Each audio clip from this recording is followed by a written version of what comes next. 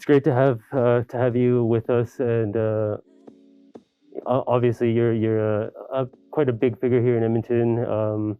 There are the obvious talking points of music, but the first question I'd like to ask you is if you could just give us all details on maybe what your relationship is like with night vision. So my relationship with Night Vision is they've been doing a lot of shows here at our venue at the Bower for many years. Obviously not right now, but in the previous years, they've produced a lot of amazing shows that we've collaborated on.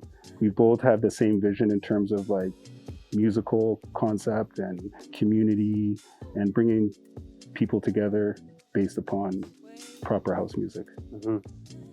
So that's why we gel so well together. For sure, for sure. Speaking of house music, I did notice that you have performed with Frankie Knuckles. Yeah. Do you want to go into that a little bit? Well, that was just like an opening DJ set for Frankie. And it was, I would say that was like one of my proud moments of DJing with the godfather of house. Exactly. But also it was kind of like one of my worst moments as a DJ. I haven't really shared this with a lot of people, but so when he performed, he was setting up the CDJ 2000s. I was still using Technique 1200s. I haven't dived into the digital phase yet. And so I had my Technique 1200s all set up, and I was playing my last track, and we were getting his CDJs all set up. Plays his first track into my last track, my last record.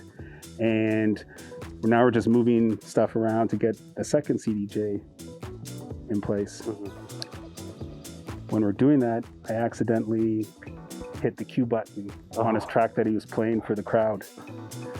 And he would not stop screaming at me. Oh. That's the stupidest thing you could ever do. That's the stupidest thing you could ever do. Three times, right in my face. And I was just like, man, my bad. I was just trying to help you out, but my bad. What if you could give us a little, maybe a few stories about some of your favorite music memories? Music memories, definitely my number one music memory is going to Michael Jackson. Ooh. In London, England, Wembley Stadium, general admission, Wow. Dangerous tour. I was still in junior high school. So that was like when I was, I was 1 foot in with Michael and 1 foot out with Michael. But it took me like 48 hours to decide with my cousins that I wanted them to get me some tickets for the show. And I'm so glad that I did, because that was definitely one of the most craziest performances, production that I've ever seen and experienced in my life. So just like that whole experience was something special and unforgettable. I'm curious about the starting of Halo. And obviously I think that was the first, your first step into the entrepreneurial career. So obviously you're younger. Obviously things have changed since then. Maybe if you want to detail that starting process and maybe like the challenges and maybe some fears that you had. Well, the starting process was started at a very young age. I always say the starting process happened in my basement at my parents' house, because in my parents' basement, they had a DJ booth, Technique 1200s, mixer, shelf of records. We even had sound system and records that my dad would store for his friends. So growing up in that household, Caribbean household, I was just like this sponge of culture, musical culture. So from there, in high school, I'd always make mixtapes and share them with my friends, whether it's hip hop or funk or reggae, whatever it was. And then from that, I just started throwing my own little hall parties, to club nights, to moving to Vancouver.